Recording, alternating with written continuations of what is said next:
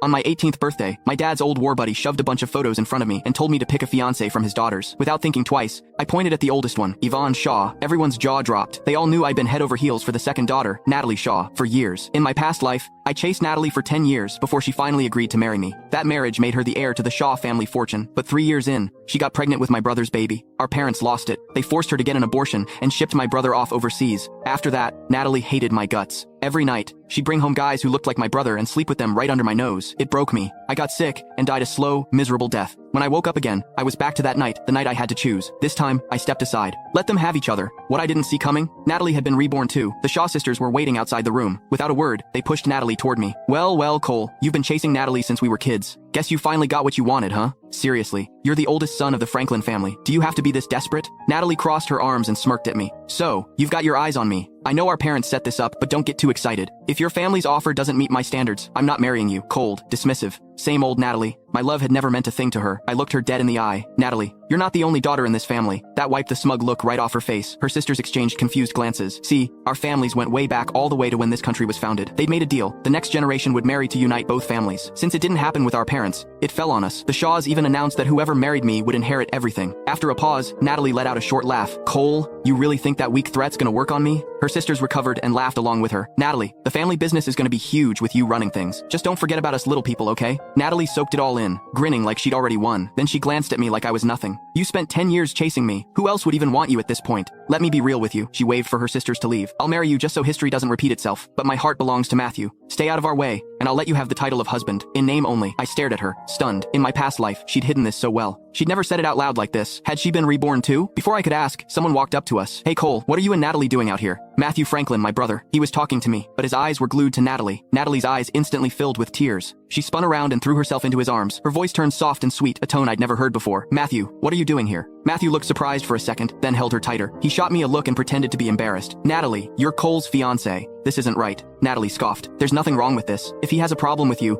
he can forget about marrying me. She grabbed Matthew's hand and walked off without looking back. I rubbed Yvonne's photo between my fingers and smirked. Natalie, I was never planning to marry you anyway. The party was winding down. Most guests had left when Natalie and Matthew finally showed up again. Natalie had changed into a high-neck dress. Matthew had faint marks on his neck that told the whole story. The tension between them was so obvious, you could practically smell it. The old me would have lost it, stormed over, made a scene. But I'd seen this play out 100 times in my past life. I was numb to it now. I knocked back my drink and turned to leave. When Natalie saw I didn't care, she frowned. For the first time ever, she called out to me. Cole, what's your problem? I'm your fiancé. Matthew's your brother. You're just gonna leave without saying hi? Where are your manners? Apologize to us right now, or you're not getting your birthday present. She was holding a small ring box. Matthew took it from her and waved it in my face, smirking. Cole, Natalie had this made just for you.